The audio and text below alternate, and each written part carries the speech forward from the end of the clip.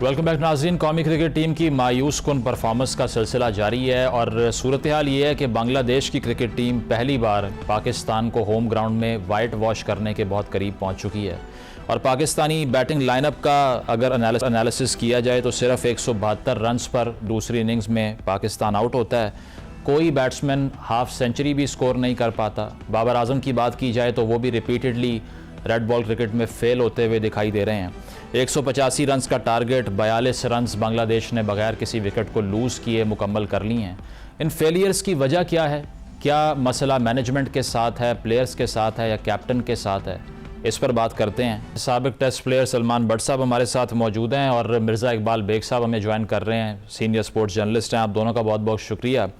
मिर्ज़ा साहब, आपसे आगाज़ करना चाहूँगा। ये तो मेरे नज़दीक शायद ऐसी ह्यूमिलिएशन पहले देखने को नहीं मिली रीसेंट क्रिकेटिंग हिस्ट्री में हमारी, कि अपने बैकयार्ड में बांग्लादेश की टीम जो कि जब से उसको टेस्ट स्टेटस मिला है कभी इस तरह से पाकिस्तान को वाइट वॉश करने के नैज पर नहीं पहुंची होगी।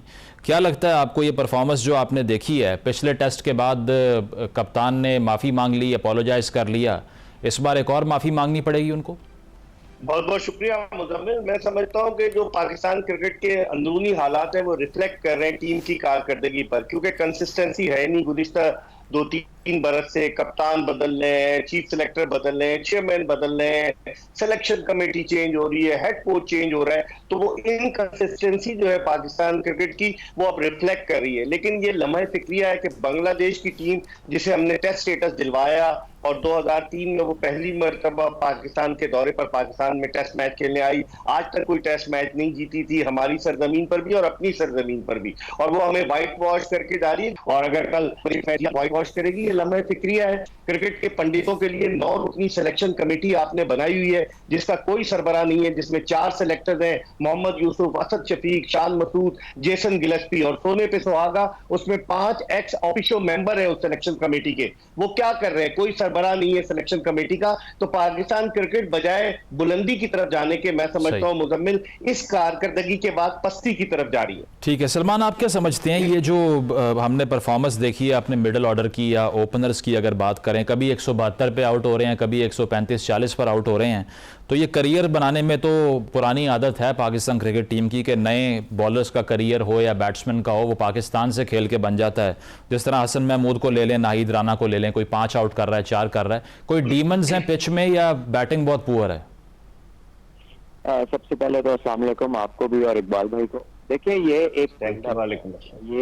ऐसा नहीं है कि कोई वन ऑफ हो गया या आप ये सीरीज बुरी खेल रहे हैं या आप कह लीजिए कोई अचानक कोई हादसा थी, ये लॉसेस नहीं है।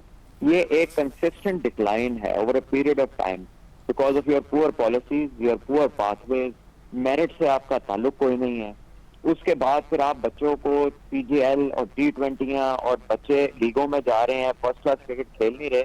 अब आप देखें ना, आप फास्ट बॉलिंग में कंपैरिजन कर लें, आपके जो रेगुलर सीजन फास्ट बॉलर है 130 से ऊपर उनकी बॉल नहीं जा रही थी पहले मैच में, जबकि बांग्लादेश की एवरेज स्पीड मैंने अपनी जिंदगी में पहली बार पाकिस्तान से ज्यादा देखी। जो काम हमारे बॉलर दुनिया के साथ करते थे वो हमारे साथ हो रहा है।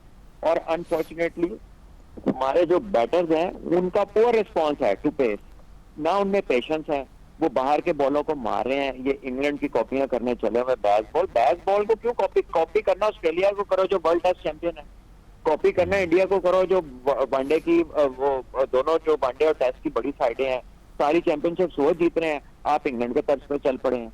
पाकिस्तान को तो रन रेट का इशू नहीं है। पाकिस्तान ने कितने टेस्ट मैच, 4 दिन से ऊपर मैच नहीं जाता, 5वां दिन आप होटल में गुजारते हैं। आपको जल्दी किस बात की है कि आपके बैट्समैन निकल के शॉटें मारे, ऑफ स्टंप के बाहर फ्लैश मारे? टेस्ट क्रिकेट में बॉल छोड़ना आना चाहिए, एक अच्छा स्पेल आपको सी ऑफ करना आना चाहिए। And same goes for the bowlers. उनके पास वो कह ले दमखम ही नहीं है कि वो एक दिन में 25 ओवर कर सके अच्छी स्पीड पे। ये सारे 4 ओवर की क्रिकेट खेल के जैसे ही टेस्ट मैच आता है, अभी तो 9 टेस्ट मैचों का सीजन है, आपका तो दूसरा मैच है, 2 बॉलर भी तब्दील हो गए हैं और एवरेज स्पीड आपकी 130 है। सलमान, लेकिन खुरम शहजाद हो या मीर हमजा हो, वो तो एक लंबा डोमेस्टिक का कहा जाता है कि एक्सपीरियंस लेकर आए हैं और इस मैच में भी 26 पर 6 खिलाड़ी आउट हो गए, कंट्रोल नहीं कर पाए, बाद में टेल को फिनिश नहीं कर पाए। जी बिल्कुल, आपने सही फरमाया। उन्होंने तो अपना काम कर दिया था ना। 25 रन पे 6 आउट फास्ट बॉलर्स ने अगर कर दिए हैं तो उनके स्पिनर्स आउट कर रहे हैं, आपके स्पिनर्स क्या कर रहे हैं? उनके तो स्पिनर्स ने आपको ग्रीन पिच के ऊपर भी आउट किया, सेकंड इनिंग में वो 6-7 विकेट ले गए, इस मैच की पहली इनिंग में भी उन्होंने आउट किया। इब्रार को तो कोई गेंद ही नहीं बीट कर सके वो पूरा दिन। आप बता दीजिए, मैंने भी सारा मैच देखा, आपने भी देखा है, कोई बैट को बीट किया उन्होंने किसी ओकेजन के ऊपर? हमारे हर बंदे ने शोर मचाया हुआ था कि जी इब्रार को ले आए। नुमान अली ने 7 आउट किए हुए लास्ट मैच में पाकिस्तान के लिए, जो लास्ट ये मैच जीते हैं श्रीलंका में। नुमान अली 7 आउट करके टीम के साथ नहीं है। और इब्रार जब खेले थे, चाहे उन्होंने आउट किए थे, पाकिस्तान व्हाइट वॉश हुआ था उस सीरीज में। और यहाँ पर भी आप मिस्ट्री बॉलिंग जो है ना, वो टेस्ट क्रिकेट में कोई सरप्राइज का एलिमेंट नहीं रखते।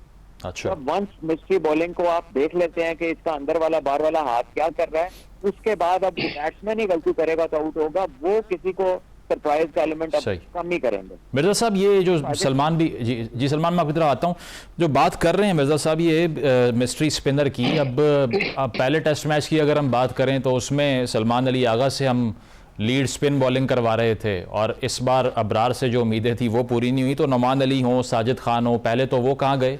और दूसरा सवाल जो मैं चाहूँगा जिसका आप जवाब दे दें, वो शान मसूद साहब पर जो क्रिटिसिज्म है, आपको लगता है it's too early to criticise him, या फिर अब हम एक रिजल्ट ड्रॉ कर सकते हैं उनकी कैप्टनसी के बारे में? मुजम्मिल, सबसे पहले तो Shan Masood as a captain वो बुरी तरीके से फ्लॉप हुए। वो उनकी अपनी परफॉर्मेंस भी नहीं, हालांकि इस टेस्ट मैच में उन्होंने एक मिस सेंचुरी बनाई, लेकिन उनकी अपनी परफॉर्मेंस भी नहीं है। और मुझे लगता है कि टीम में कहीं ना कहीं कोई गड़बड़ जरूर है। आपने इतने सारे कप्तान जो है वो खिला दिए। आपने बाबर आजम को कप्तानी से हटा कर शाहीन आफरीदी को कप्तान बना दिया। टेस्ट मैचेस में आप शान मसूद को अपने कप्तान बना दिया, बाबर आजम को हटा दिया। तो एक कप्तानी की जो रस्साकशी है ना, अंदरूनी तौर पर वो भी चल रही है। और Shan Masood has to lead from the front, वो फ्रंट से लीड नहीं कर रहे। और आपने देखा होगा कि कोई उनको बताने वाला ही नहीं होता, कोई आता ही नहीं है कोई सीनियर प्लेयर के आके उसको बताए। तो इसका मतलब ये हुआ कि कहीं ना कहीं कोई गड़बड़ जरूर है। और जिस तरह उनकी कारकर्दगी, अब ये आवाजें उठना शुरू हो गई है कि रिजवान को कप्तान बनाया जाए। जब हम वर्ल्ड कप के बाद आए, रिजवान ने पेशावर में प्रेस कॉन्फ्रेंस की और पीसीबी के चेयरमैन की तारीफ में उन्होंने जमीन आसमान के कलाबे मिला दिए। जो जानिब इशारा था कि वो दिलचस्पी तो जरूर रखते हैं, अब बनाने वालों पर डिपेंड करता है। तो अब देखें, कप्तान तब्दील करेंगे आप, और फिर बहुत सारी चीजें ऐसे फैक्टर्स हैं। स्पिनर्स की आपने बात की, नुमान अली, सलमान बट बिल्कुल सही कह रहा है, इतना सीजन कैंपेनर, डोमेस्टिक क्रिकेट खेल खेल के वो आगे आया, लेकिन आपने उसको नजरअंदाज कर दिया। आपने कोई स्पिनर बनाया ही नहीं। आपने अबरार 6 मैचेस में उसने 38 विकेटें नहीं, माना उसने पाकिस्तानी सरजमीन पर और श्रीलंका में विकेटें नहीं, लेकिन आपने कोई बैकअप तैयार किया? कौन है इसका जिम्मेदार? इतनी भारी तनख्वाहें लेते हैं, लाखों रुपए लेते हैं। आप टीम का मोहम्मद हफीज को डायरेक्टर बना दिया आपने, वहाब रियाज को सारे मामला सौंप दिए, आप जेसन गिलेस्पी को ले आए। तो आखिर कौन इसकी जिम्मेदारी कौन कबूल करेगा? ये भी $1 मिलियन क्वेश्चन है। सलमान, ये जो बात हम कर रहे हैं कि ओवरऑल एक तो मैनेजमेंट में बहुत से रैपिड चेंजेस, फिर टीम की ये सूरत हाल, अब इस टेस्ट मैच के कॉन्टेक्स्ट में ही देख लें, आपको कोई उम्मीद दिखाई देती है? वैसे 42 पे कोई आउट नहीं है बांग्लादेश का अब तक कि इसको सेव कर सकें। और दूसरी चीज़, जो आगे इंग्लैंड सीरीज आ रही है उसके लिए फिर क्या करें? सर्जरी की बात तो हुई थी, अभी तक दिखाई नहीं दे रही कहीं से। देखिए, सर्जरी तो ऑन कार्ड है ही नहीं। उन्होंने अच्छा सर्जरी करनी थी, उन्होंने उन लोगों की जो बनाते हैं सारी फॉर्मेशन, लेकिन उन्होंने कहा कि हमारे पास प्लेयर भी नहीं है, हम सर्जरी क्या करें। यानी उनका फोकस प्लेयर्स के ऊपर है सर्जरी के लिए। जो उनके राइट लेफ्ट पे लोग बैठे हैं जिनके मेरिट के ऊपर सवालिया निशान है, उसके मुतालिक उनका कोई इरादा नहीं नजर आता, ना कोई बात हुई। दूसरी बात यह है कि अभी इकबाल भाई ने कहा कि शान को कोई बताने वाला नहीं है। You see, you have a head coach, you have a team director, you have an assistant coach, you have a bowling coach, batting coach, fielding coach, high performance coach, Tim Nielsen, ठीक है?